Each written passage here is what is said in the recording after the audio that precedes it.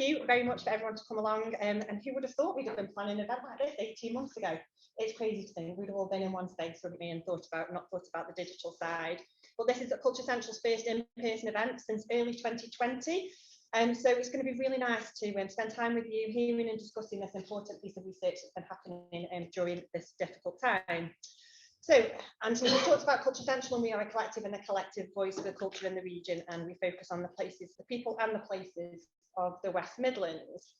Don't know about you guys, but the last 18 months have been a bit of a roller coaster, haven't they? Or a corona coaster, I think I said.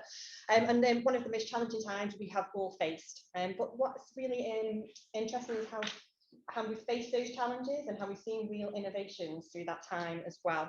The collaboration and support that's been provided through the West Midlands Culture Response Unit, and something that other regions have looked on as a real strength.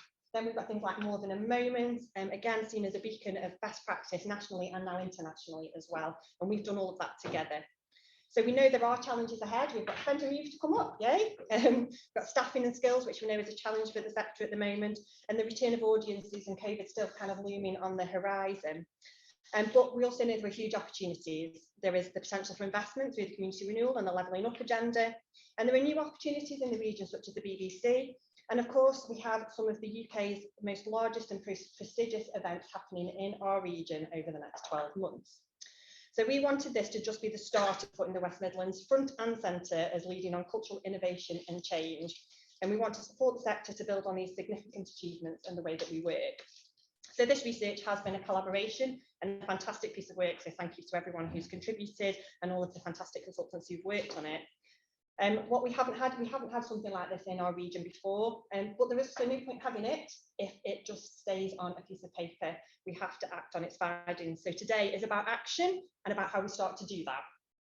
So using this data and all of the other things that we know, your fantastic big brains that we have in this room, we want to know about the people and the places of the West Midlands and how we can start to think big, reflect on the challenges we face and what change we need to see and how we do that together.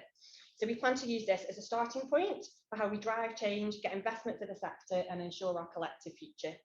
So I am going to ask that you approach the provocations and discussions with openness, ambition and a collaborative mindset, focusing on the positive changes we can make together today. We have our next presentation online, which is Tim. Anthony, do you want to come and do the technical bit for me? Is that okay? I forgot I had to do that already. This is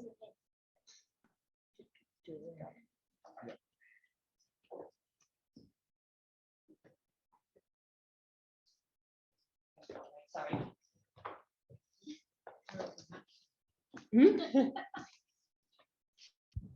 This is Tim Fanning, Director of Urban Solutions, who did quite a bit of work on the research.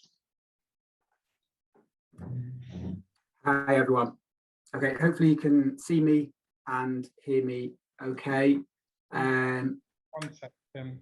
Yeah, just tell me where I can go.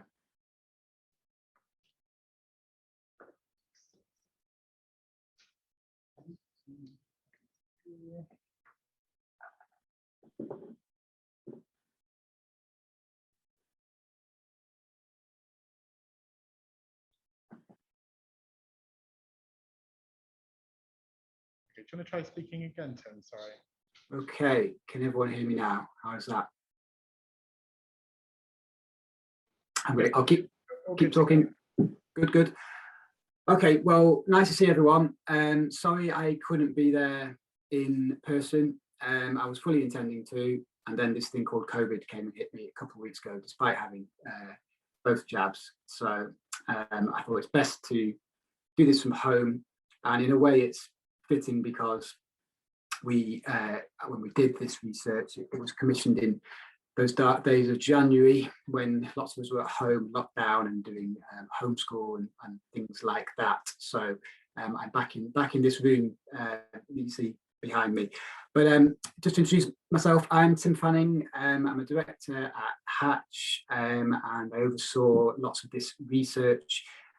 We are essentially an economic development consultancy, so we sort of specialise in economic and social value across lots of different sectors, but particularly have a specialism in cultural and creative industries. we undertook this study with We Made That, our collaborators, and Tom Fleming Creative Consultancy as well. So it was a joint piece of work. So I'm going to share my screen now, take you through just some of the things that we did in research. So hopefully you can all see that. I always say that now, despite having been doing this for about 18 months, but still want to check that everyone can see that okay. So there's a lot of work that went into this, and there's a big scope behind it. So what I'm going to do today is really just to give you an overview of some of the key aspects of this. And there's a long report, and it's a big sort of evidence base that you should sort of see as a resource that you can use, which should have a long shelf life. It's got lots of different sections to it that you can dip in and out of, as well as a sort of overall summary. But yeah, today I'm going to sort of explain how we did it, some of the key findings that we had. So what were we commissioned to do back in January? Well, the overall objective of the research was, as stated there, it's a quantitative and qualitative analysis of the cultural sector in the West Midlands. And the purpose is to, as I say, provide that evidence base, which can be used for all sorts of things, including strategy development, bidding, for example, as well as to help you maximise opportunities going forward. So, as I mentioned, the work had a very broad scope. There's lots to it. So I've set out here what it covered. So there's a lot of analysis of employment, of education as related to cultural sector, investment going into the sector. We did some assessment of economic value as well as social value, and we, or our collaborators, We Made That, produced a cultural infrastructure map as well for the region. And as was mentioned earlier, there is also a cluster analysis, so that covers a few selected areas within the region to sort of shine a light on what's happening there. So in terms of the geographic focus of this, it's the West Midlands Combined Authority area. So that can be thought of as the 3 local enterprise partnership areas shown there. And it covers those 19 local authority districts that are listed on the side there. So that was the primary focus of the study in terms of geography. The first thing we need to do in this is to think, well, what do we actually mean by the culture sector? How do we define it? And there are established, lots of people know there are established frameworks for this, which enable you to do this on a sort of consistent basis and a sort of accepted basis for sort of things that policy makers, for example, recognise. So DCMS, the department, has a well-established definition. So we used that. That covers the things you see on the left-hand side of the slide. You have to recognise that no definition like this is perfect, and there are strong linkages and sort of blurred lines between these different sectors, as you can see on the right. So the cultural sector spills over into tourism, creative industries, digital as well, and we cover some of that in our analysis. So as I said, there is at least 100 pages, I think, in the report of findings. So there's no way I could cover all that now, but just to shine a light on some of the key things. The first thing we did is to look at employment in the sector. What does that look like in terms of number of people, locations, sectors, trends? So there's a whole bunch of data in there. The first thing to note is that this covered largely pre-pandemic employment. So at the time we were writing, there wasn't much data on what happened, in 2020. Although we did look at some of the evidence on sort of furloughing and job postings, for example, but mainly the base year is 2019. Okay, so one headline here is that if you look at the employment data, the culture sector looks relatively small compared to lots of other sectors. So you have about 16,300 jobs in that defined culture sector in the combined authority area. However, there's a very strong sort of thing to note and caveat on all of this is that compared to lots of other sectors, culture has a very strong freelance element to it. So lots of self-employed people who are not picked up in any of the data. And there's no easy way around this. But we know from some research that has been done that you could, if you include those freelancers, the total count could be an additional 50% extra jobs on top of that. But the data is what it is, and those people are not systematically captured. But that's the case for every location. So when we're doing comparisons to places, we are at least doing it on a consistent basis, but we need to make sure that we note that caveat, and it's something that needs more research in future, really. So with that in mind, in terms of benchmarking, how does that look compared to some other sort of city regions across England? Well, that's where the West Midlands sits. So in terms of the number of people, it's actually one of the highest. And then if you sort of compare to how large those economies are in total, it's just less than 1% of total employment, which is actually on par with places like Liverpool City Region, West Yorkshire. It's above some of these other comparators, but it's below somewhere like Greater Manchester in proportional terms. And then we've done a lot of analysis of where that employment is located. So there are maps and tables that look at this. So, as you'd expect, it's concentrated in urban areas, but there is a spread across the patch. And you can see from those sort of hotspots where most of the employment is located. And then actually looking at it in sort of proportional terms on the right-hand side. If we break that down further to look at what sort of jobs people are doing according to the data, the biggest sector that comes out is arts, which is basically performing arts and services to those performing arts, followed by, if we exclude film, TV and music, museums, galleries, libraries and archives and so on. And one thing to note is that in terms of the scale, actually the employment in that wider cultural sector, excluding film, TV and music, is about 4 times greater than that sector. So it is significant in itself. One of the things we did is, in terms of the benchmarking point, is you can use a thing called a location quotient, which basically is a measure of local concentration. So a location quotient of 1 says that that particular sector is exactly as important locally as it is to the national average. And anything above that means that it has a higher presence than the national average, so it's concentrated. So we picked out some of those things where those location quotients are very high. And so you can see, for example, crafts in Birmingham comes out very high. It's 11 times as important to Birmingham as it is to the national average. And museums and galleries come out in quite a lot of locations. So Dudley, nearly 6 as national average. Heritage in Warwick is 33 times as important because of all of the heritage assets. So there's some examples, and there's a lot more data that sits beneath that.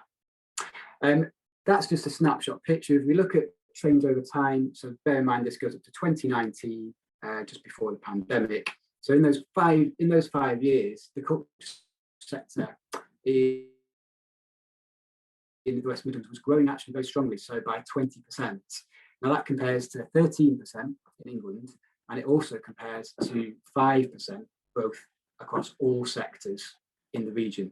So it has been a strongly growing sector, and it's one of the strongest compared to all sectors actually in the region.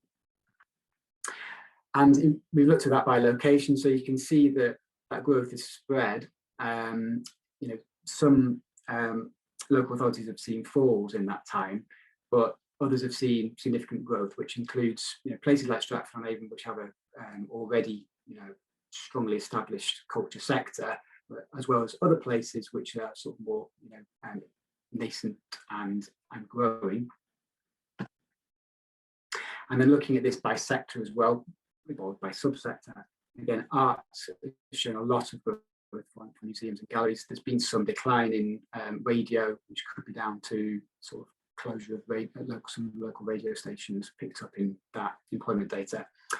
So that's a bit of an overview. I said all of this covers before the pandemic. Now, we did look at the time, this was the latest data on the job retention scheme. Clearly we know that has been extensively used by sectors which relate to culture. So you can't get an exact cultural definition here, but you can see that arts, entertainment, and recreation, and some of the other, crafts manufacturing will be picked up there.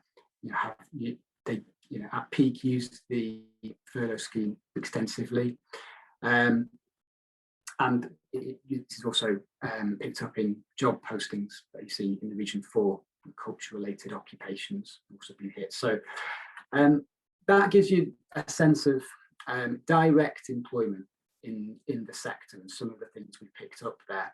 The next thing we looked at was the wider economic contribution of culture. So, as I mentioned, culture has lots of positive spillovers on other economic sectors. And there are two ways in which it has those spillovers that we've focused on. So the first thing is through supply chains. So as cultural organisations buy in other goods and services from other sectors, that supports more economic activity, which is driven by the cultural sector.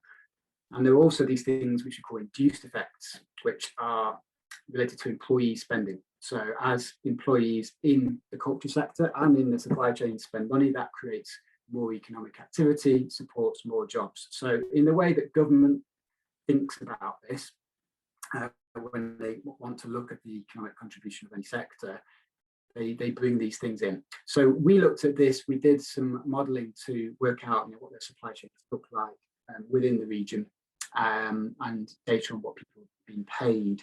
And the bottom line is that for every direct job that we just sort of described in the previous analysis in the sector, there's another, to be precise, 0.78 of a job in other sectors that are supported.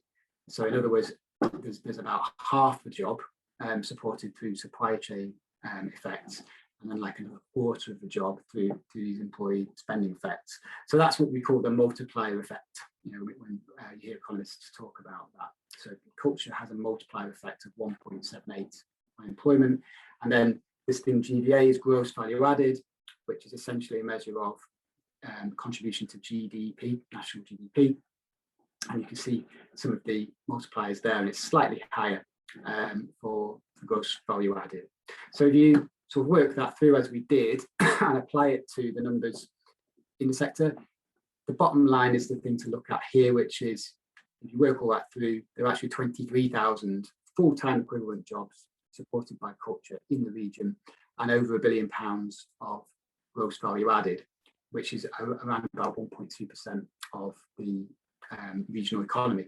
And for anyone who's seen the reports that the Arts Council puts out every year or so, which covers these things, slightly different because it covers the West Midlands region rather than combined authority, but these sort of numbers are will be quite familiar, and the sort of size of them, order of magnitude, are actually quite similar. And just to sort of put it in perspective, how big is 22,700? Well, it's bigger than the sports and amusement and entertainment sector, which is about 20,000.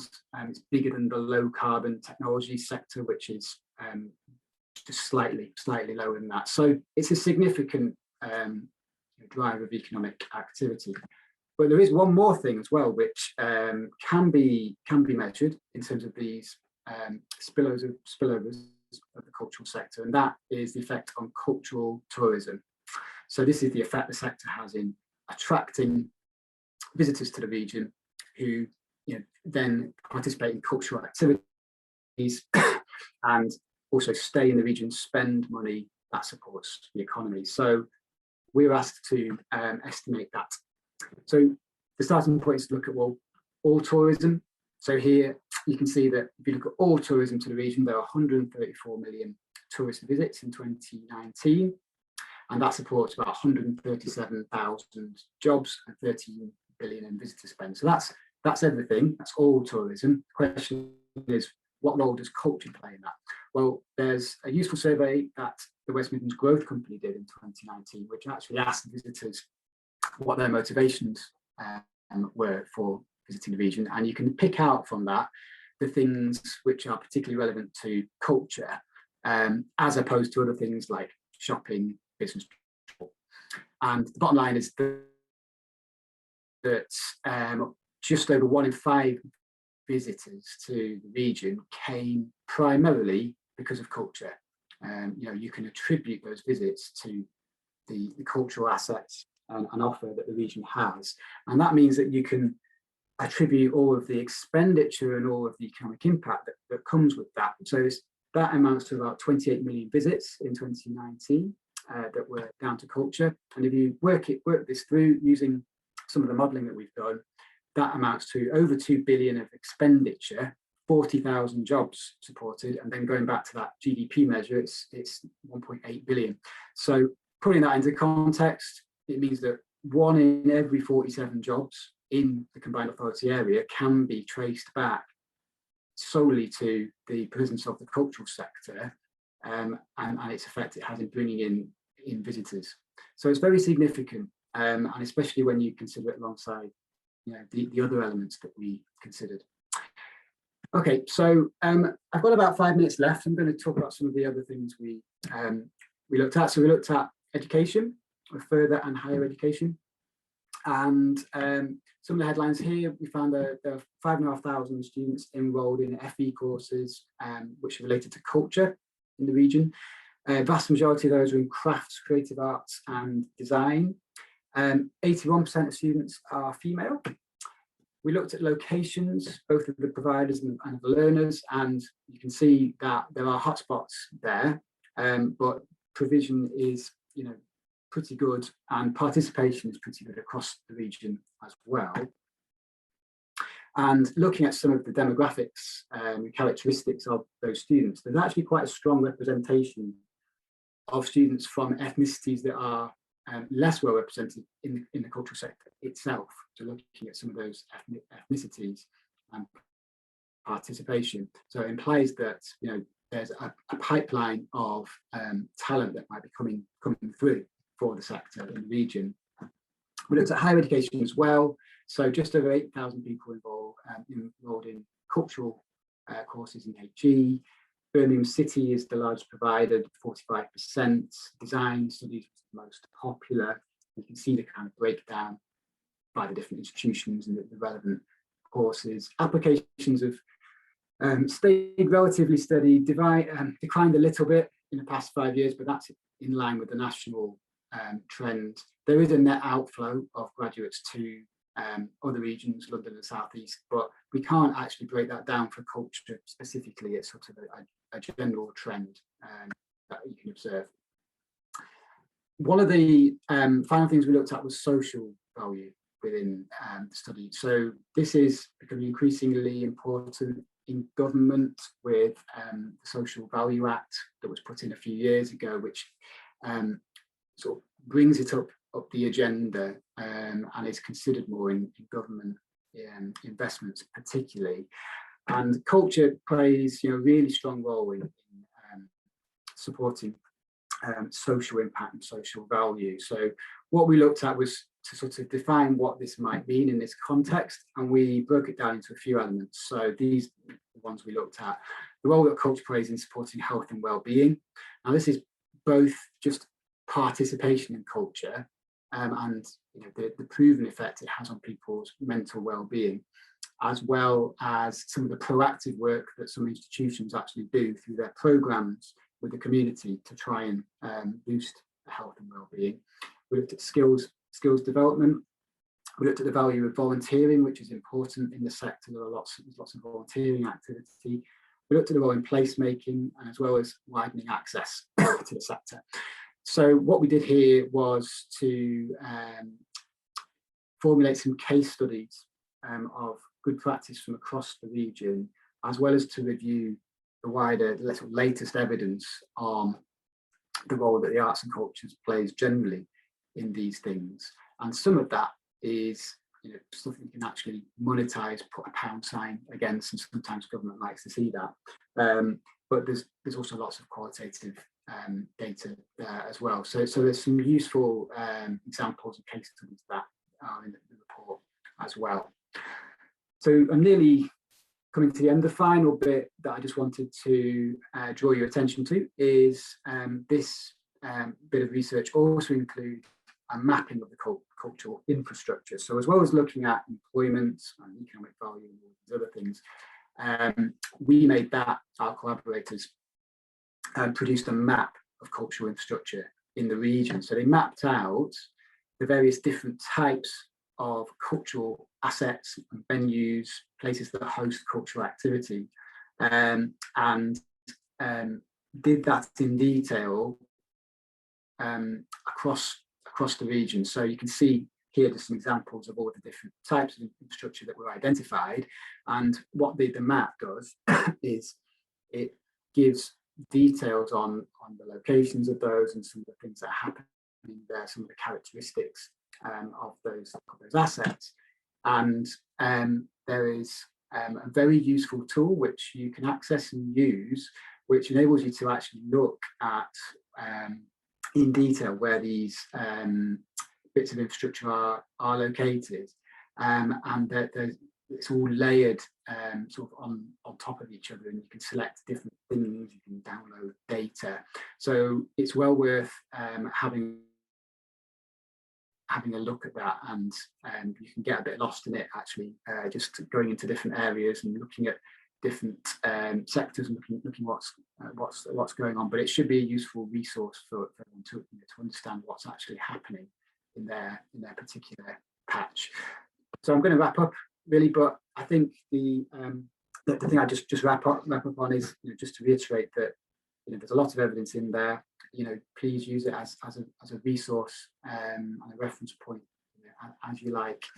And we did conclude that there are evidence gaps that could be considered. So we covered a lot, but there are always other things we could look at, particularly the freelancer and micro enterprise point. Which there has some national work has started on that, but it's very early stage. I think regularly looking at cultural tourism, so regularly counting to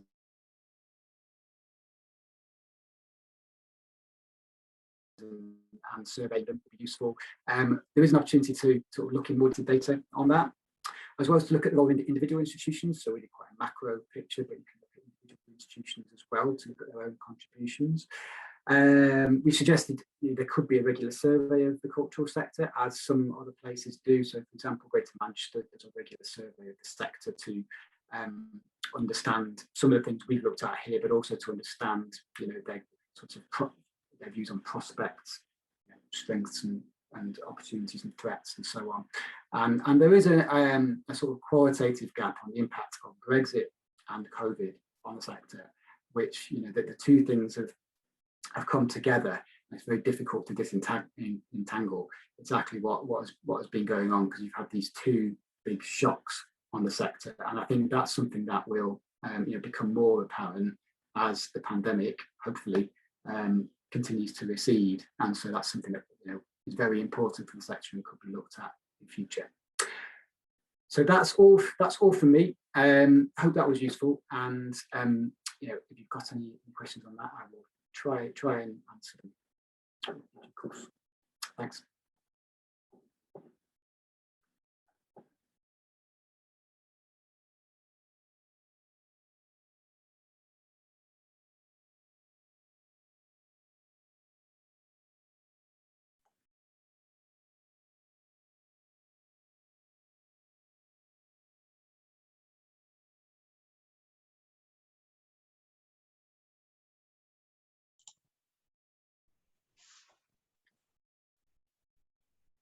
Anthony, we can't hear online. How's that? Can you hear us now?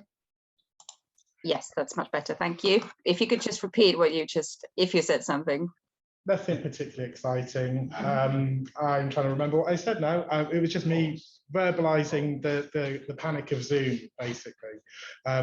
Let me just switch over screens. This one.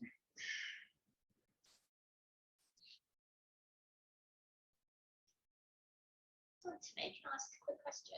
Yeah. Just, I suppose the thing that really base, and obviously it was said at the end, is the impact of COVID and the fact that we know that, for example, a lot of those employment stats will have changed, and you know, the impact will have changed. What are we going to do about that?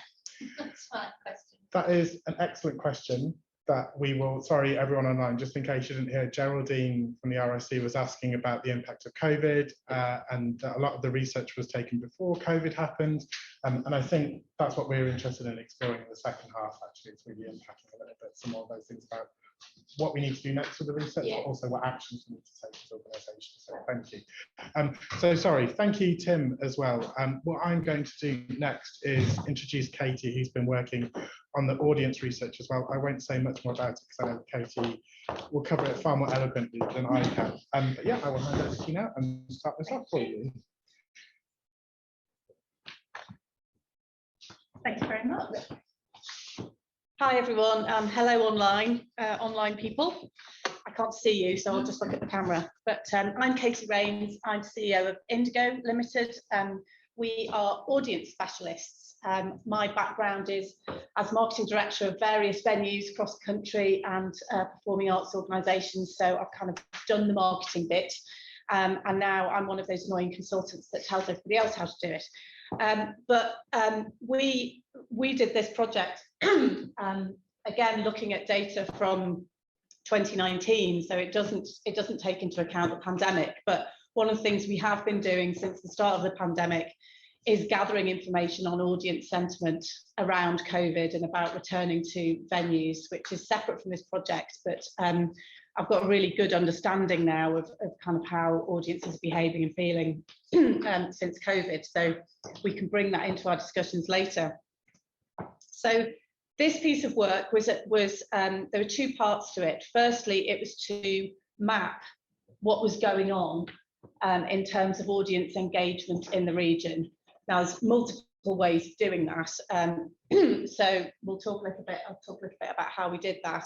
But the whole idea was to start with the population of the West Midlands and to understand the population of the West Midlands and their needs in terms of culture in order to inform an audience development approach for the region. And the first iteration of that being the Commonwealth Games Cultural Programme, but the idea being that it would ultimately underpin the thinking behind the cultural strategy for the region as well.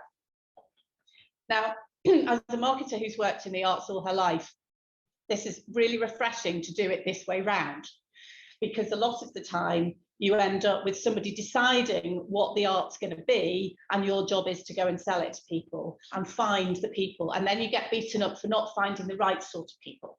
So the brilliant thing about this is it starts with the population and looks at what the population is like, and then it's about what should our response be to the population, rather than here's what we want to do and why don't you like it. Okay, so the geographical scope for this piece of work was the 3 LAP areas. So we were able to split the data down into area 1, which was Birmingham, area 2, which is the LAP area, and then area 3, which is the wider 3 LAP area. So I think area 2 is the West Midlands Combined Authority. So very, very top level, and there is a big fat report if anybody really can't sleep at night and wants to look at all the detail. But the top line data on the West Midlands is, none of this will surprise you, it's younger, the age is younger than the average for the rest of the country. There are more households with families. We have a more diverse, ethnically diverse population, generally a lower social grade, lower levels of education and lower economic activity than you would see for the average of England as a whole. Okay, so I'm not telling you anything you don't know there, but what might that mean for culture? How are those things important for culture? Well, for a start, we know that more diverse ethnic groups are not engaging in culture. This is from DCMS Taking Part data, which shows that just looking at ethnicity data and social grade data would suggest that people from those backgrounds are less likely to engage in culture. So it's a problem on that level first. So then what we did is we worked with our partners, Baker Richards, who are data crunching specialists. And what we did is we put together lots of sources of data that already exist to try and understand how these things relate to each other. And this hasn't actually been done in this way before. So we created what we've called the West Midlands Cultural Place Profiler. Now, this is also a mapping tool. So you've got 2 maps to play with if you want to. And it's available to any cultural organisations in the region through Culture Central. And it basically visualises all the data that we've managed to collect on population demographics, cultural engagement, and we've actually also put the cultural infrastructure map in there as well. So what that means is that you've brought together all these different sources of data. You can have a single picture of cultural engagement, but you can actually start to drill down to what's behind that as well. So if that's an area of low engagement, what are the other characteristics of that area in terms of the other demographics? And the idea was so that we could have a really granular comparison and analysis across the region and start to find areas perhaps in the region that have common threads amongst them, might be bits at different ends of the region that actually are very similar in some ways, that maybe could work together on certain things and find that commonality of purpose, which Erica talked about at the start. And one of the other key things for this was sort of challenging some of the norms. It's very easy, isn't it, when we look at region-wide data or our own perceptions of things, to just use lazy shorthands for things and to not really understand the complexities of it at a very local level. The data sources that went into it were basically census data from ONS. Now, we know that's very old and it will be updated soon, but that's all we have at the moment. Then we actually took ticketing data. So we took as much data as we could get our hands on from actual bookers at events, and that came through data that the Audience Agency collects on behalf of the Arts Council, and also people like Ticket Factory gave us access to their data as well. So we were able to tip it lots and lots of data into that.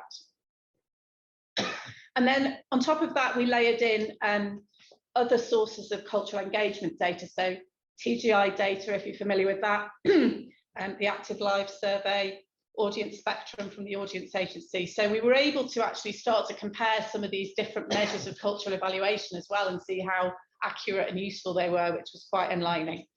And then obviously the data that came from Tim's work in terms of the bits of cultural infrastructure. So all of that in one place. And we were able to report on that for the Commonwealth Games at MSOA level, which for those of you who don't know what that is, it's basically just a geographical area that is used. It's middle super output area, I think it is. And so it's kind of more accurate than postcode sector and things like that as a way of looking at it for particular areas. But we were also able to look at it at local authority, ward and local authority level and regional level. So we can start to see some of those patterns. Okay, that's all great, Katie, but what came out of it? Well, the key findings were we've got lower levels of cultural engagement than the rest of England. And as we would expect, engagement strongly correlates with low educational achievement and socioeconomic profiles. But what's interesting as well is that there are clear differences between the areas that have traditionally benefited from culture the most, the areas that perhaps are described as where people have high engagement with culture, and the areas where it registers less. And between areas where the population is predominantly white and more mixed areas. And I'll show you a bit on that in a minute. Interestingly enough, some areas have a very active creative scene despite looking on our data as if they have low levels of engagement in formal culture. And we need to talk about this. And interestingly, the levels of infrastructure in the low engaged areas, I think, were 6 times less than the areas of high engagement. No shit. There's less stuff there for people to do, and they do less stuff. And the other key finding from this, that there were some areas that had a highly engaged cultural population, but they weren't attending in the West Midlands as much. So they were going elsewhere. So it was really weird because on the face of it, all the stats should say this is really highly engaged cultural area. But then on the booking data, they weren't engaging in the West Midlands as much as we would expect. And when we drilled into it and looked at where they were attending, it was outside the region. So we have these two types. Now, it's really important that you get your head around this. We have two types of areas. So we're talking about areas, not people, but people live in areas, okay? So we're looking at the population in these areas. We have group 1 type areas, which are predominantly white, slightly older than average, and less urban.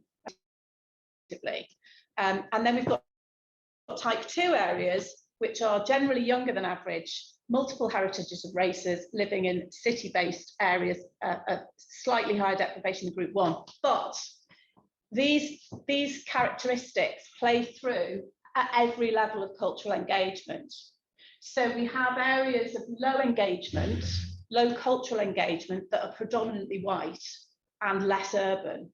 And we have areas of low engagement that are more mixed and more urban.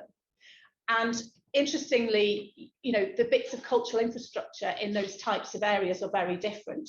So the people who are engaging in cultural stuff in the less urban areas, the cultural infrastructure in those areas tends to be more village halls and churches and stuff like that. And in the more urban areas, it tends to be more community centres and arts centres, things like that. So the way that we need to think about how these people engage with culture is so intrinsically linked to the infrastructure that is or isn't on offer, and also the reference points and the relevance of culture to those people's lives. Very, very different. So we, in our place profiler, we've actually categorised the two types, and we've categorised by level of engagement. So, for example, this is from the place profiler tool. You can see that the expected engagement level, according to the cultural engagement data we have, the high areas are in red, medium in grey, and low in blue. And you can isolate the ones. You can just have high, you can just have medium, you can just have low. And you can click on it, and the dots on there are the cultural infrastructure, the bits of cultural infrastructure. So you can see where they are, and you can click on any of those, and you can click on any of the areas to see what's in there. So what we then wanted to do is to use all of that information to create an audience development framework, firstly for the cultural programme for Commonwealth Games, but also, as I said, potentially to underpin an approach for the region. So the way that we went about creating that was we had extensive consultations with the Birmingham 22 team. We did workshops and sessions with a range of cultural organisations. Some of you maybe have been involved in that. Lots of conversations with the stakeholders. And we did a desk review of various case studies and examples of creative practice across the region. And then what we developed were, we wanted to have something that was fairly broad brushstroke that people could apply in the most useful way. So we came up with 3 themes and 3 types of audience, and hopefully that's quite easy to get your head around. So the 3 themes: identity. So it focuses on these key themes of identity, confidence, and connection. The idea is that everybody needs to see themselves reflected in the cultural programme, in this case, or in cultural activity, to celebrate the identity of the West Midlands as well. And the idea that the West Midlands has its own identity through its creative offer. So it's identity, personal identity, regional identity. Confidence. So for the West Midlands to be a beacon of hope, to rebuild confidence in individuals and returning to arts events and activities post-COVID, but for others who perhaps haven't engaged in cultural activities before, to be brave and try new things, and for the West Midlands to be a showcase for creative confidence on a world stage.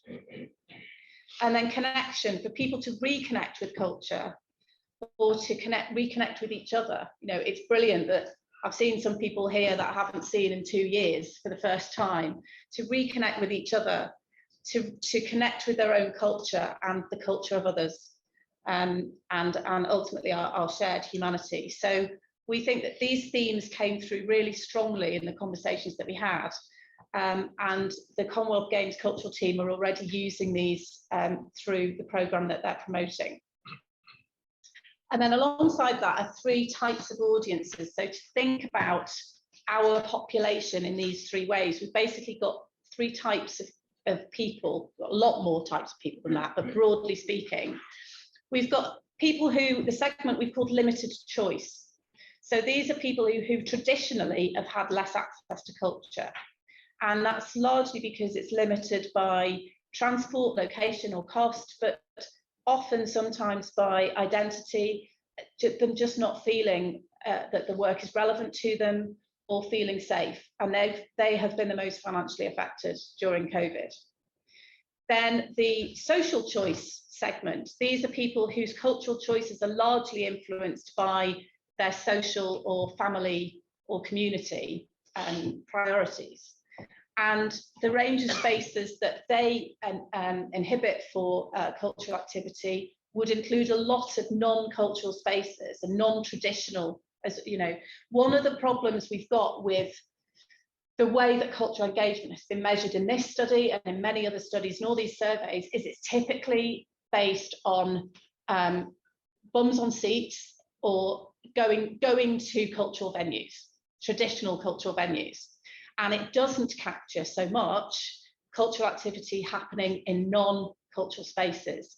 I recently did a piece of work for Bradford to support their bid, which they've got through, which is great, for City of Culture. And we found that the majority of people in Bradford were engaging with culture in non-cultural spaces.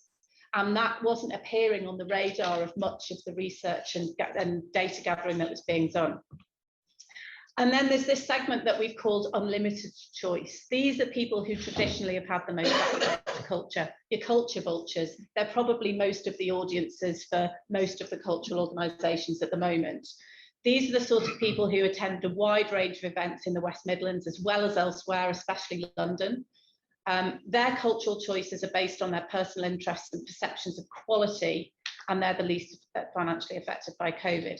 And these are the people that when they lived particularly on the edges of the region, were choosing to go elsewhere rather than come into the West Midlands for their culture.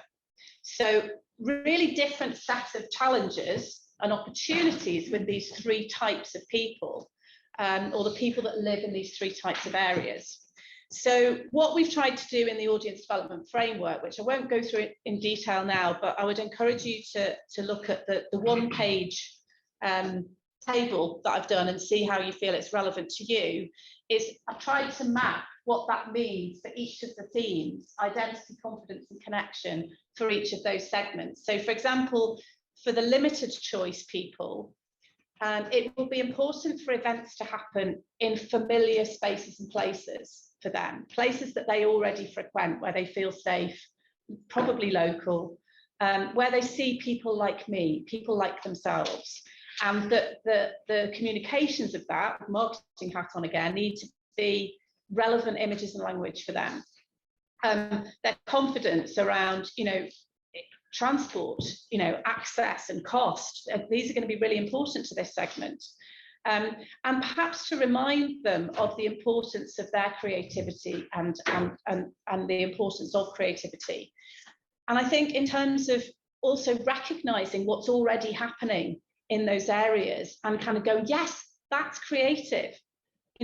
How often do we shine a light on stuff that's happening that isn't part of the formal cultural sector and celebrate it? So a celebration of those communities, some of the global connections that are real opportunities with this sector, this segment.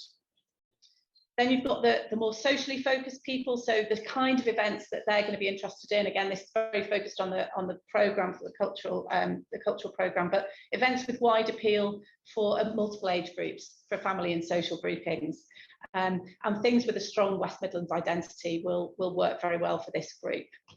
Playing on the fact that these are events they mustn't miss out on, that kind of stuff. And then with the unlimited group, what they're looking for is those signature cultural events, the international things, perhaps also new and groundbreaking artistic projects. and artistic quality is very important to that. So between us as a region, we can deliver all of these things. One organisation probably can't do all of it, but together we absolutely can. And I think we need to push ourselves and push each other to challenge each other on how we're delivering on all of these boxes and not just some of them. So the issues that I flagged in my report for the sector are, reframing those definitions of culture and creativity, not allowing all the metrics to just be about bums on seats in theatres, wonderful though they are, and visits to museums and galleries, equally wonderful, but recognising that culture and creativity is happening in lots of other places and lots of other ways as well. Thinking about these disparate communities in a different way and finding our points of connection across the region where we can work together on addressing some of these things. Recentering and revaluing the region, making those people who live on the outskirts of the region not go to London, but come into Birmingham or Stratford or Coventry or Dudley or wherever, actually to really value our region as a centre of creativity. And then to think about investment. Although one of the key things that came out of this is there isn't enough infrastructure investment in those areas with lower engagement, but is a physical thing always the answer, or is actually creating things in places where people already are doing other social things and taking activity to those places a better investment? So, our obsession with investment in buildings and things, especially post-COVID, do we need to sort of relook at that? So hopefully lots of questions to pick up on. That's me.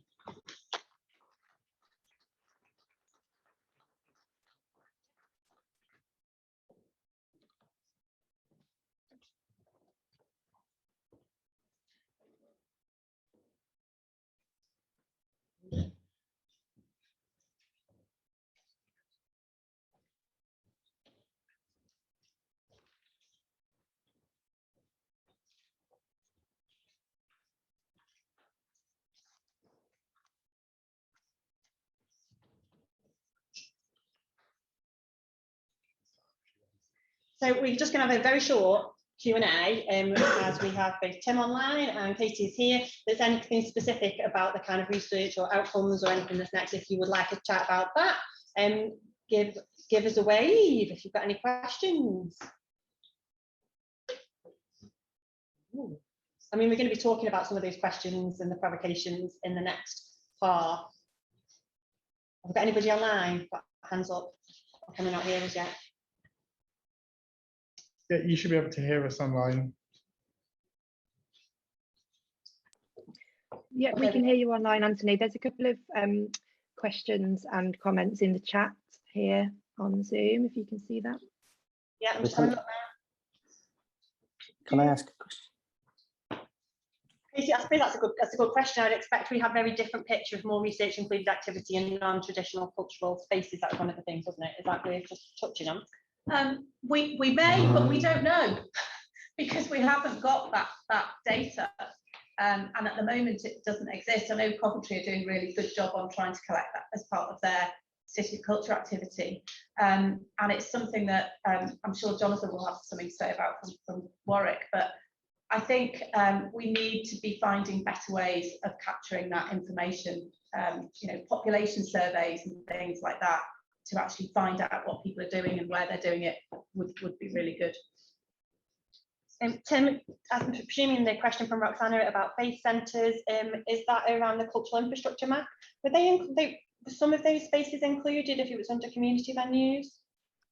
Yeah, I think I'd need to check with We Made That on the detail of that, but I think some of them will have been picked up, and there's a sort of definition in there as well on spaces that host and support cultural and creative activities regularly. So they may well have been picked up in that. And one thing you can do is go to the tool and interrogate it a little bit and check it that way. I'm pretty sure they are on there because I'm sure I've seen churches on there. So I think there are some places on there. Another question, can you define formal culture mentioned on your mapping engagement slide? Oh, God, where to start? Basically, the way that we measured this was the usual terminology of culture, meaning, you know, the definitions that Tim had up there earlier, heritage museums, arts, performing arts, visual arts, all that kind of stuff. And in terms of the measurements that support that, because the way that Arts Council and others commission research to measure those things tends to be based on those definitions. So therefore, formal culture is really the funded arts and cultural activity that is output. So would that be, I'm sure Jonathan could give a better definition of that. But it's publicly funded culture, isn't it? We know the culture is broader than that. Sorry, Jonathan. Sorry. I'll get told off there for the time. But I think part of this work, and it's also in the next create strategies, and acknowledgement that culture is much broader and wider than those art forms which are currently funded by Arts Council. So I think when we're talking about formal culture, what we're actually talking about is public culture, those forms of culture which receive and on the public subsidy rather than community or commercial forms. Thank you. It's publicly invested, so we all pay for it. Yeah. Through taxes and lotteries, so the issue is who benefits and who doesn't. Yeah, thank you. That's a much better definition than mine. Thank you. And Andy has asked about cultural spaces. Yes, with that they were not included, as far as I am aware, and they're definitely not traditional culture. We did have lots of discussions in the steering group, if I remember, Jonathan, about what ended up going on the map, because we could have layered so many things over there, and there had to be a point in which we stopped. But it's an interesting conversation for ongoing kind of work that we might do as well. So, okay, couldn't really hear what Jonathan said. We'll make sure the mic is turned up for the next one, but I don't think he can repeat himself now. Has anybody got any other questions? Because I'm quite conscious we are thinking about having a brew. Rachel, have you got that one? Oh, Nishan's over there again. Hi, I'm really interested in I suppose the audience or the people who are going outside the region. Sorry, Rachel, can you? Sorry, not out of okay. I'm really interested in the people who are going outside the region to consume culture and what we know about that, what the reasons for that are, what the value of that is, what they are consuming outside the region that they could consume in the region. Because that feels like economic value that isn't being realised in the region. That's a net outflow of money, really, isn't it? Yeah. I mean, it's predominantly people on the edges of the region. So it's not so much people in Birmingham, it's more people on the edges. So Stratford, Lichfield. So, you know, there is a geographical proximity issue that, you know, they may be closer to Oxford or feel that they look to Oxford or London, or I don't know, up to Nottingham or Derby or whatever. But yes, there's an opportunity missed there. The scope of the project didn't allow us to do any further. Again, that should go on a list of further research to be done, because I think understanding where they're going, why they're choosing that, and is it just for things that they can't get in the region, and if so, what could we be doing in the region to plug that gap? Or is it just that they don't see the region as a cultural centre, and that would be more concerning, but we just don't know because we haven't done that work. And Rachel, that's one of the topics of the next bit of conversation as well. So I think that'll be a really good, a good chat to have. Anthony, should we do coffee now, or do you want to do provocations first? Provocations and then coffee. Any final questions? No? Excellent. Sorry, can I ask a question? Sorry. I've had my hand up, but not being in the room, probably can't hear me. No, so I can't see the hand up in Zoom. No. Can you hear me? Yeah, hear you. Okay, can I just shoot? Can I just say I want to really thank Katie for giving us a really refreshed look at starting with people rather than what we've got. I think that's a really, really helpful 180, can I say, in terms of where we start and how that should influence the art we take. in that same way, I would just like to encourage us to think about starting with the sector as it is, rather than what we can actually measure. And I think this is where our sector falls short each time. I think we can probably debate what percentage of freelancers we could add on top of what it is that we can measure, which gives us the actual size of the sector.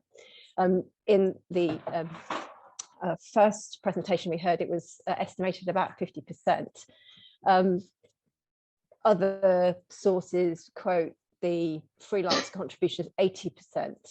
If we think about, a small organization like ours, we're very small enterprise, not much bigger than micro. And on average, we would work with, just in artist terms, 96 suppliers per annum. So if you aggregate that up from what we know, the sector is probably much larger, and I think we're underestimating and underselling. So my provocation is, and we know that the sector misses out on formal things such as, and I use that word very deliberately, business development, because we're seen as culture, we're not seen as a business or industrial sector. And those of you heard me banging on about why can't we see ourselves as an industrial sector so that we can take advantage of all of the business growth and support mechanisms that every other sector can take advantage of. And I think we're going to have to find a way to tackle the really difficult stuff, which is not, I think what's on the page is really impressive. It's what's not on the page that we really need to tackle. So how can we get a sense of the size of the sector? We know that sick and sock codes won't work. Is there something proactive we could do in terms of creating a freelancer register, to start off as a kind of pilot for the region? But in order for freelancers to do that, there's got to be something in it for them. If that was tied with particular business support activity that's relevant to them, something that we can make tailored or bespoke, is that a start of how we can start looking at our industrial base, rather than looking the sector purely through our creativity, which absolutely we need to discuss. But it just, Debbie, sorry to jump in, because I think this is moving on to the provocation. Yeah, I'm done anyway. But thank you, because that's really helpful actually. So let's move on to the next bit. Thank you so much, everyone, for the speaking, for the presentations, for going over the research of this. It's really valuable. And there is so much there to really dig into. So do have a look at those reports afterwards. Let me just close this. Let's do this.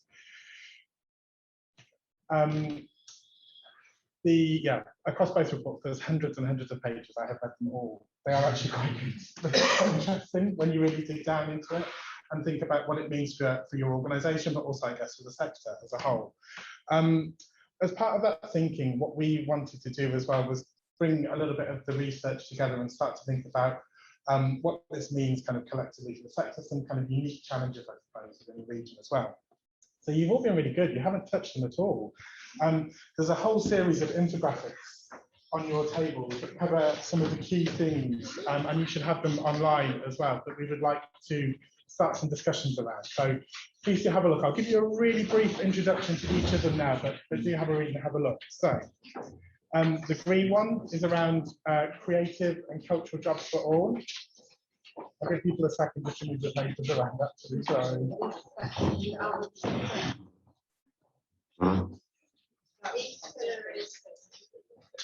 There are 5 different ones.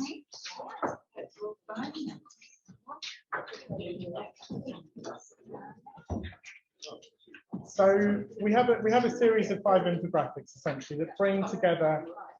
Sorry for your pain. That bring together different pieces and different sets of data from across the research.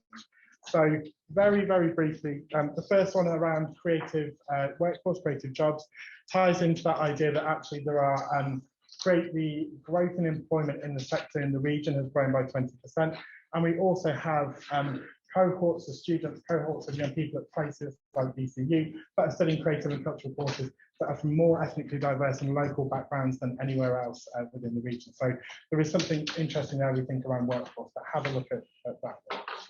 Another infographic around the kind of the large scale investments that are happening within the region, the new and renewed places.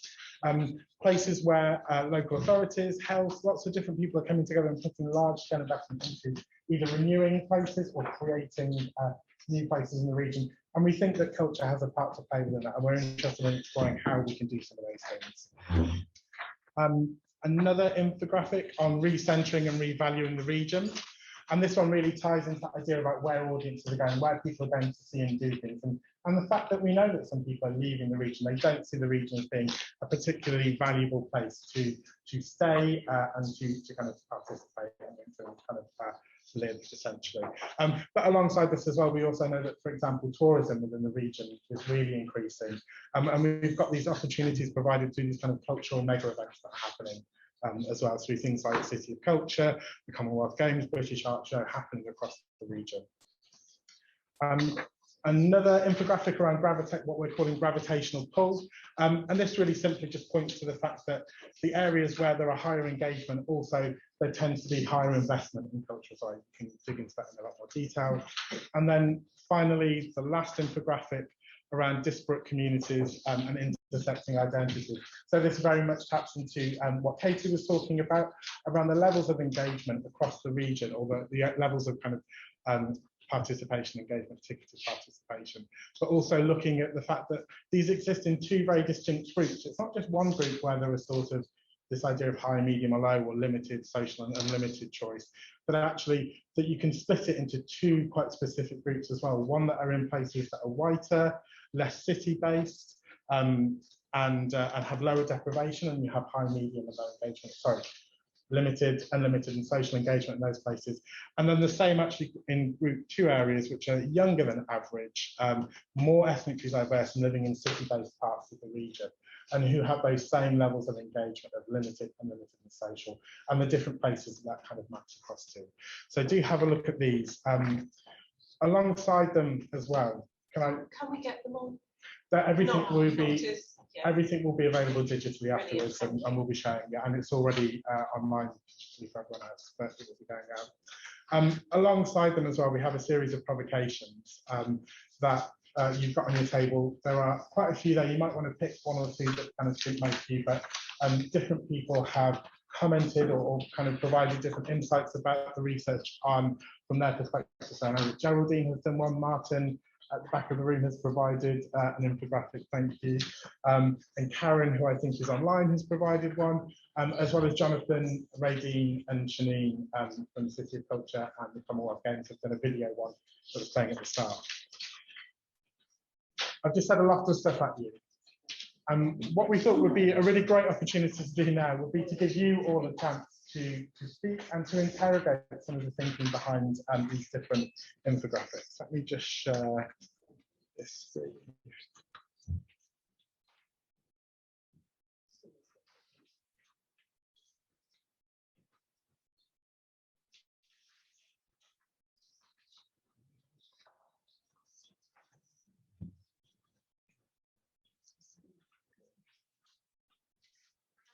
A bit lost in the pieces of paper. We don't know what we're supposed to be doing. So many. I'm coming on to it. Don't worry.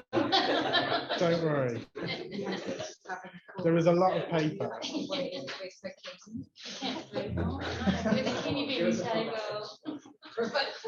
So, what we're going to do now. Sorry, everyone.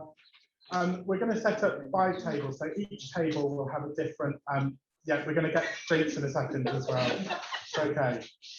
5 tables speaking to each of the different infographic themes. So, Nashin, what theme are you speaking to? Creative workforce. Safina? Gravitational pull. Gravitational pull. Fahim? New and renewed places. New and renewed places. Recentering and revaluing the region, and I'll probably go and sit at that. Oh, I think I'll go on that new table. Katie, if you're okay to do the disparate communities, do you mind joining the middle table there? So we've got 3 questions that we'd like you to kind of focus on as a discussion. They will be scribed. You can move around the different tables. You can take part in different discussions at different points.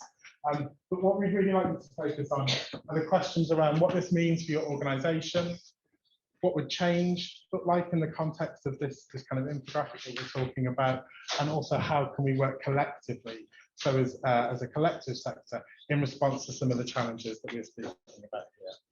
Online, you'll be doing this as well. You'll be doing it in 5 different breakout groups, and you should be able to choose which one you want to go into as well. I think just a question on change. I think it's thinking about what change looks like for yourselves as organisations or individual, but also what needs to change in terms of policy or strategy as well across the region, so we can try and top and tail both of those things around kind of the higher level strategic work that might need to be done around policy, but also what each individual organisation or individual might need to do and add to as well. So that's kind of to do. Debbie's raised her hand. I think that was a legacy one. Oh, was it? Yeah. So yes, please do go and get tea and coffee. Please do grab a drink, come back, have conversations around the tables, and we'll come back in 45 minutes approximately, and we'll do a bit of feedback and answer some more Q&As from that. You don't have to do all of the infographics, just choose the ones that speak to you the most, by the way, just in case. There's not a test, it's all right, it's all right. Hi, welcome back everyone. I'm just quickly sharing the documents again, just for a couple of people who weren't able to access them. So if you can just bear with me for 2 minutes and then we will get started on our breakout rooms. Hope you've all got yourself something nice to drink and feeling refreshed. Just give me 2 ticks. It's a bit fiddly sharing things on Zoom.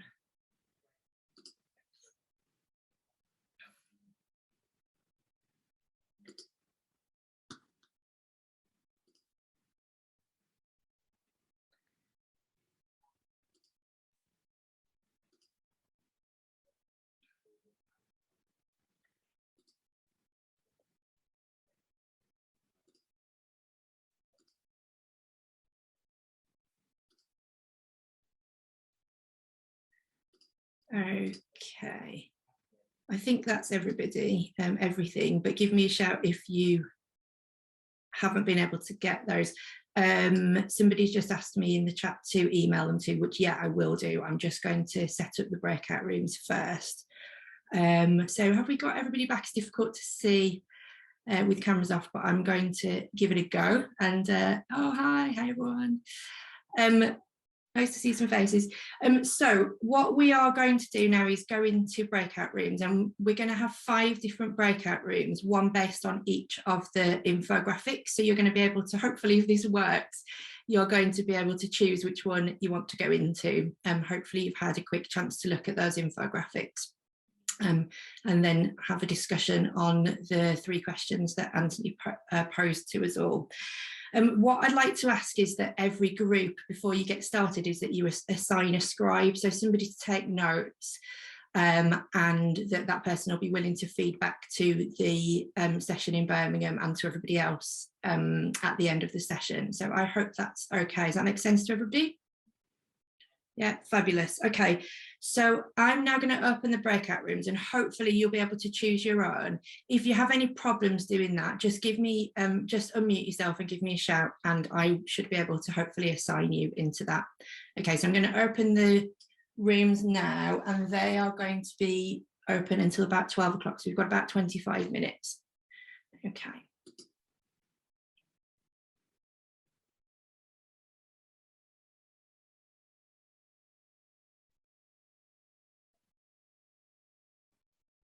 Can you see those? So if you click on the one that you want to join, and then you should be able to join it. If anyone's got any problems, just give me a shout.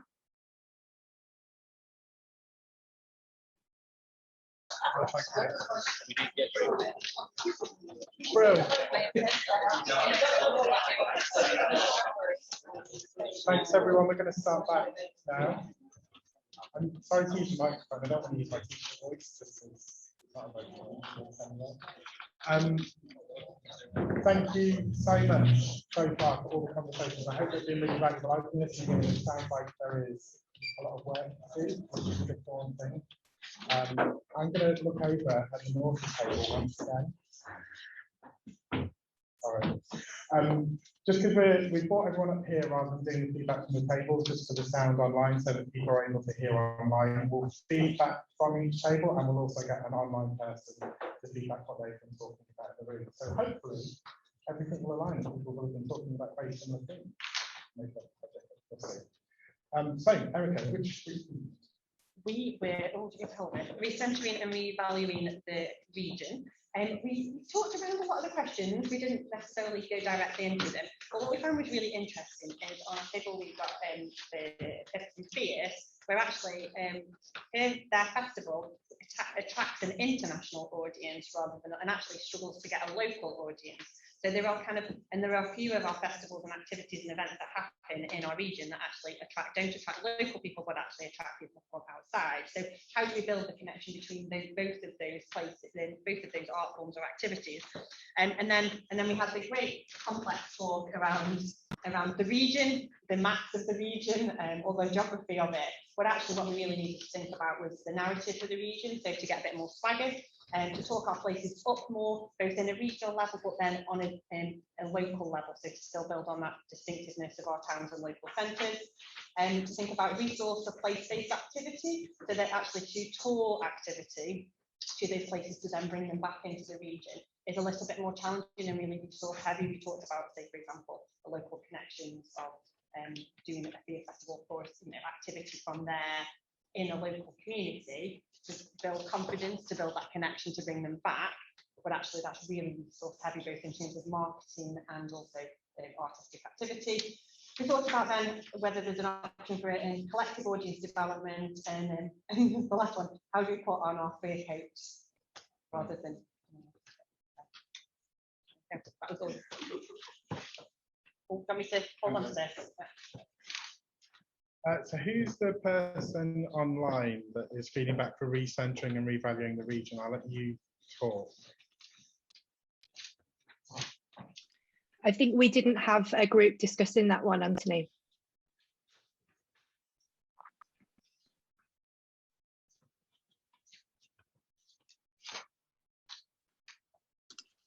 Anyone? Okay. There wasn't a group for that one. Well, so should we go to you, Katie, next? Okay.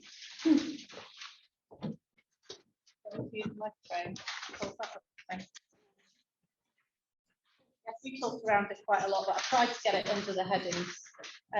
So we were disparate communities, intersecting identities. What needs to change?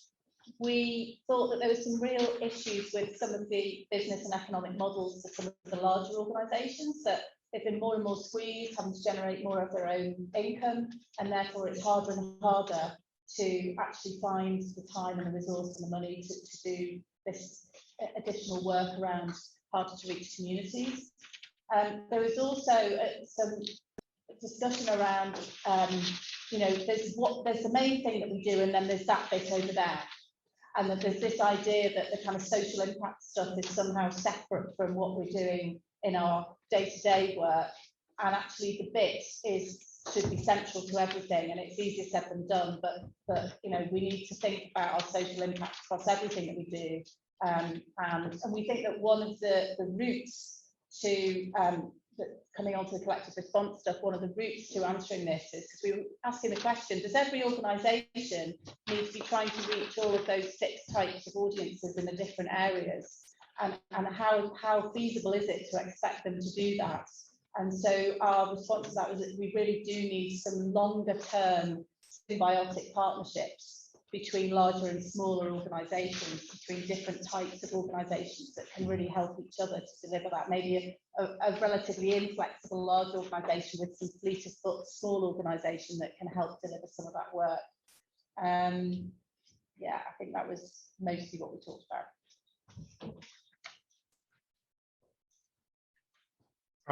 Perfect. Seb, are you talking, feeding back from online? Nice. We can't hear you, but you're on screen. Hi. So a lot of what Katie's just said chimed with us. Try that again. A lot of what we just said, of what Katie's just said, chimed with us. So we initially were thinking about the sort of the motivators and managing of we sort of spoke about the way that this model is really helpful for thinking about managing risk factors that various people might have, rather than just removing barriers and have people magically turn up at cultural events.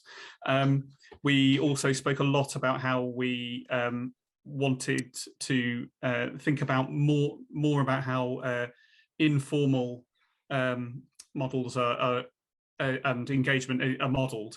So, for example, we had Andy who spoke to his work in prisons and with people who've experienced homelessness, that might not necessarily have been picked up through this, but is really important.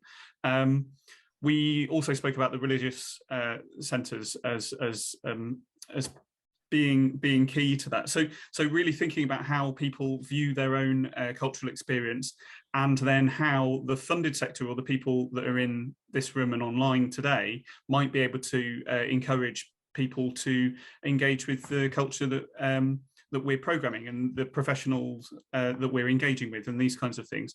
And so actually we came to much the same conclusion as Katie's just said, which is making partnerships and building trust between communities and between formal organisations through the medium of small organisations or voluntary organisations would probably be a really key thing to help that. And also then ensuring that if we develop those relationships, that becomes part of either infrastructure and understanding things. So for example, an organisation like BCMG, knowing that there's an amazing community centre that we can use and that this happens in a particular area, rather than just thinking that we always have to programme things in the centre of the city, as a simplistic example.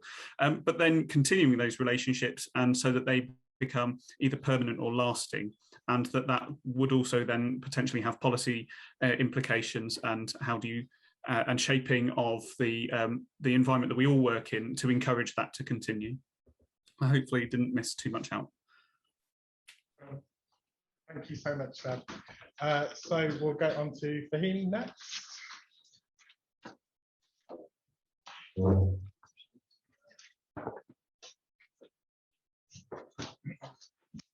We had quite a lot of discussion around new and renewed places, this is, I think, this is what used to be called cultural regeneration, which is then became placemaking, and now is something else. Birmingham City Council versus something now. There was a lot of debate. We really got to the what question, because the questions appeared on the screen, so didn't really know now what the questions, what the subsequent questions was. There's a lot of debate around recognizing place and what does place mean. Also a debate around that these agendas have been set by a group of people who expect, who are possibly 10% or less than 10%, who expect to create these new places in their own image, what they'd like to see, rather than the kind of the bottom-up approach. Although bottom-up approach has been talked about for many, many years, but really hasn't transpired because the power lies elsewhere. Martin gave a great example of a program that he was involved in around called Desi Pubs. Desi means it's an Indian term or a Hindi term for someone who belongs to a particular place, and so there are a number of pubs in amongst South Asian communities where people are drinking. Those communities who drink go along, and everyone gathers in those pubs. And the whole idea of the Desi pub is that they're very, very popular. They cater for that community, and they're relevant to that community. And that's a success story without the whole regeneration or the whole. I think it kind of frames the place. That went on to rather than culture framing a place successfully or new places. Football and pubs have been quite key to that, in that they brought people together. So in terms of new places, we start from people rather than place. That determines place making. Now, for want of a better example, and we discussed it, local councils are probably best placed to deliver this agenda, but they don't have the funds. Why we felt that they're possibly the best place is because they, in a sense, it's a kind of democratic institution. You know, councillors are elected once every 4 years. Like it or not, they have some kind of representation, they have some kind of mandate, and they have some kind of influence with officers. And in our group, we had 2 local authority managers, key officers, but that wasn't actually made. That suggestion wasn't actually made by them. Placemaking, does it displace local people when places are regenerated? Local people possibly are displaced, and there's gentrification takes place. And I gave the example of Hackney in the 80s and how it emerged through cultural regeneration. So that's as far as we've got. And my group have said that they're going to put their notes on the, put their points on the city's post-it notes, and we'll add it to that. Anyone that's got stuff on face-to-face, you're my hero. Anyone from online about new and renewed places? We didn't have a group for that, Anthony. Oh, cool. Line around the workforce. Hi, Anthony. Hi, Phoebe. Hi.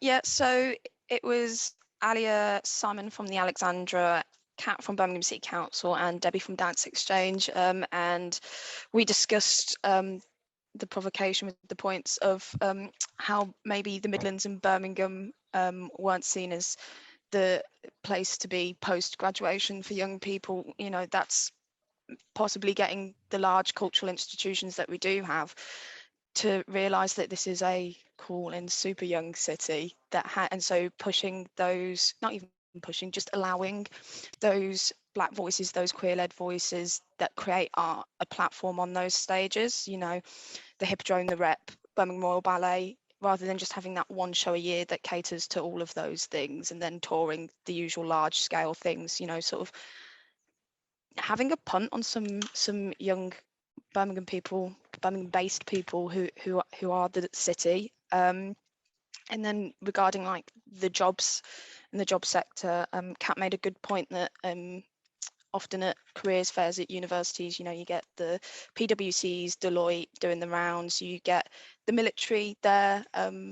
Who's there from the culture sector? You know, those, and where are those jobs? Those sort of industries are willing to take graduates with no experience on and provide them initial training.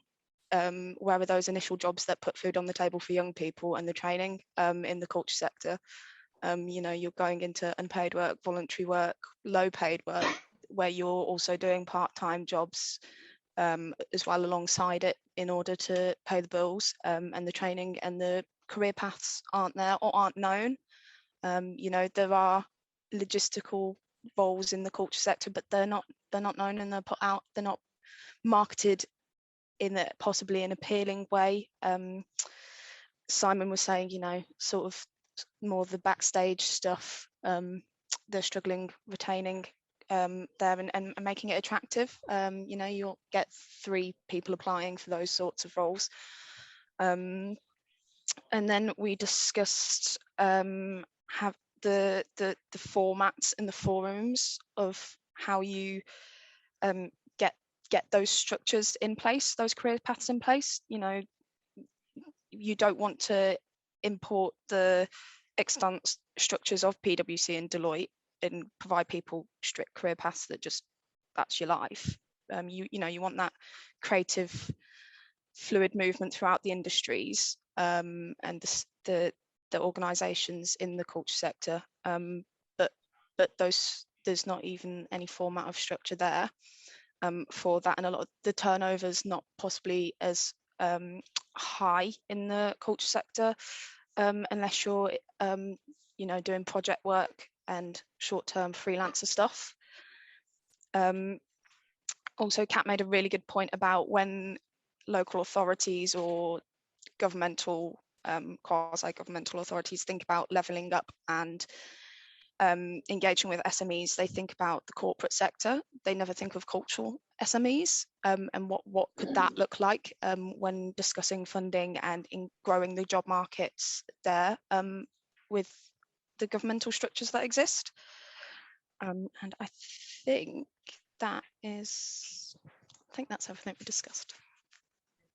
Thank you so much, Phoebe. Thank you. So over to Safina.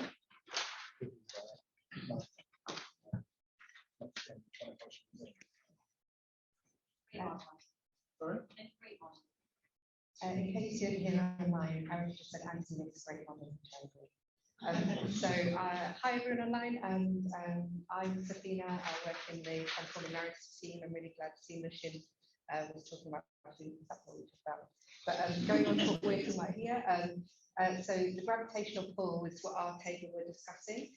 I'll try and pull out a few key bits. So I think there are a couple of things where there's definitely a desire for all of the organisations to understand more about those people around the edges of the region and understand the reasons why they're leaving. I think we talked about some of the things or what change could look like. One thing about the value and importance that's placed on local and that kind of those behavioural things about always going out rather than what's on your doorstep. So how can we big up what's local? If people do leave, also, is that okay? As long as there is a mixture of investment between free and paid for locally and outside of the region. Working more openly with other sectors. So we talked about the different sectors. So arts and culture, tourism sector, transport, food and drinks offers, around investment in city investment and actually where the natural growth comes from in terms of other industries then investing once that happens of driving the economic activity across the board. Talked about having different voices around the table, and diversifying, so kind of genuine co-creation from the beginning. That's where that area was focusing on. And then how we can work together collectively in response. There were a few things that came through here. One was around finding common trends around the region, so that partnership building. And encouraging that collaborative working between local authorities, between the private and public sectors. Also talked about speaking the same language and actually the culture sector having its own jargon, which can make it quite challenging for that cross sector working.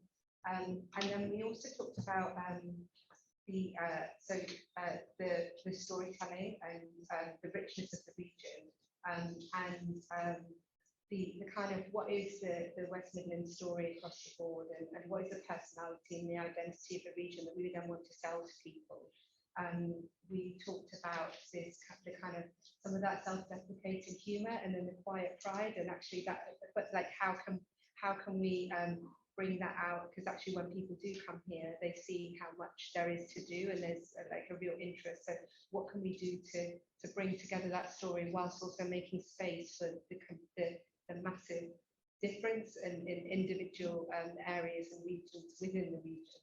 So and then I think and then there was also one example talking about investment within region and town centre conversations, so culture being named in plans, but actually then who's the real challenge around having arts and culture at the table when that planning has happened, and then kind of finding out about things afterwards. So how do we get that foot in the door with the town planning around where culture is named as priority, but the arts and culture sector, and then actually individual voices, the freelance sector as well. How do we make sure that co-creation happens, I guess, in more traditional ways of working, where it's that's a whole other conversation, but you know what I mean. So I think that's everything. Was there anything else from our table that I've not mentioned? Or... Okay, thank you. Over to online. Is there someone from online for this last group? Not from us, Anthony, thanks. Well, great. So now it's time for us to sort of bring this to a bit of a close. there's so much within all of this research. Like it's kind of really, really expansive. I was just like really personally reflecting on it actually. And I was thinking about, you know, when I went and did my BTEC at college in graphic design, and I ended up going down to London. I ended up working at like £5 a day internship. And, you know, like these are the issues that I think are still plaguing really the sector and the region for lots of different people. I really love to have a job in this sector now, but that's not the case for everyone. And it does play into those perceptions of the region as well. But anyway, I won't start ranting about that. I will pass over to Erica and then we will answer questions. Oh yeah, Anthony's asked me to try and summarise everything and all of the collective actions in about 5 minutes. So yeah, I'm going to do that, aren't I? But I have just listening to all the kind of feedback and obviously the discussions that I've listened to on the table, and also thinking about the other things that we've noticed over the last sort of 18 months. The things that I think we might look to prioritise are around communications and about that a strong regional narrative and seeing how we can work together on that. I think we talked about it as a crew, it's come through really clearly here, how we talk about ourselves. And actually there's some interesting things going on around the games and the City of Culture and the kind of broadcast, and I think these are opportunities to build on, but build that narrative that's owned by the sector and the people and the places within the region. So that's a piece of work.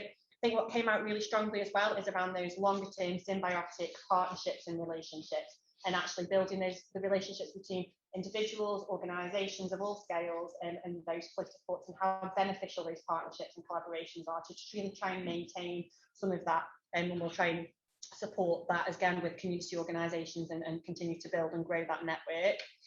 Then there's a key piece of work around building on the gaps in the data and the research, as we're saying, what, you know, we know there's a lot of stuff missing, and also how do we continue to collect this post-COVID? You know, it's a very different landscape than we look at now as well, in both the way that people might feel about it, but also how the sector's also shifted. So there's a piece of work there that hopefully Culture Central can support on with partners as well, and all of you guys.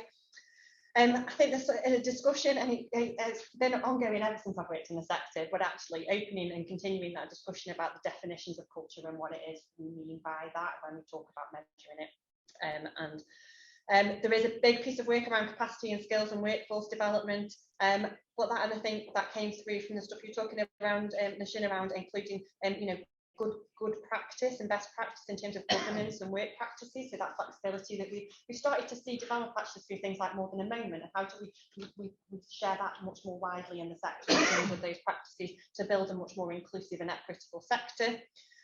We need to again continue to champion the policy view of arts and culture within places, and there's a piece of work I'm going to probably try and pick up there around cultural careers, and actually might be able to chat with the guys at Arts Connect around again how we can potentially, you know, direct and build that young vibrant careers that we've got, as well as those families that want to come and work in it. The question I have for you guys, and it's probably something to feedback, is what does the follow-up look like from us? So, you know, I can talk about all that stuff, Culture Central can lean on quite a bit of that stuff in terms of some of the strategy work around it. But what does it look like in us coming back to the sector to talk about what we're doing, what's happening? How do we feed into that? Do we want a follow-up session? Do we want to have some working groups? I'm not trying to give myself any more work here, I promise. But, you know, I mean, and how do we feed that back into the stakeholder group? Is Jonathan still here? What do you think? Anybody got any ideas for now? Or do you want to just email me the ideas or in the feedback forms? That'd be a really good idea. Is that okay? That sound okay? Right, I'll hand back to you to close. Thank you so much, everybody, for some really, really insightful, really interesting and engaging discussions, and hopefully it's been really useful for you. And it's lovely to see people online and in real life. Well, yeah, so well, just to close up, really, just a bit of thanks to a few different people that have been involved. Thank you to Tim, thank you. Thank you so much to Katie as well. We've given a round of applause for that presentation. Also, we need to say thank you very much to the Combined Authority, to the Commonwealth Games, and to Coventry City of Culture as well, who've been supporting us with this dissemination event for the sector. But also thank you to the people that have done the provocations for us as well. We would love more. So Geraldine, thank you so much, and please everyone do get a chance to have a read of them. Martin, as well, thank you so much for your provocation, and Karen, I think online, thank you for yours. They will all be sent out digitally with everything that's here today as well. You've got printed copies, which is quite special. No one online got those, sorry. For the limited editions, here I will sign them afterwards. Actually, and speaking of signing them, we should say thank you to Maxine as well, who is the amazing illustrator who has pulled them together so quickly. So thank you very much, Maxine. We will sign them, not me. Great. So the last thing really to do is just to ask for a bit of feedback. We would really, didn't realise that was on there. We'd really value some feedback on how today has gone, both online and in person. So you can use the web link here, or you should be able to use the QR code. There are some very simple questions. We'd love to know about how you think the event went, what the content was like, all of those things. It really helps us understand what's worked and what hasn't. This has been a real test, doing this in person and online. We know that there have been a few challenges, but hopefully it's worked really well. And thank you all for coming along. A huge thank you to Anthony, who this event, his brainchild and planning for service delivery. So I think you've done an absolutely fantastic job. And I don't know what to do without you. And the team. All released back into the real world.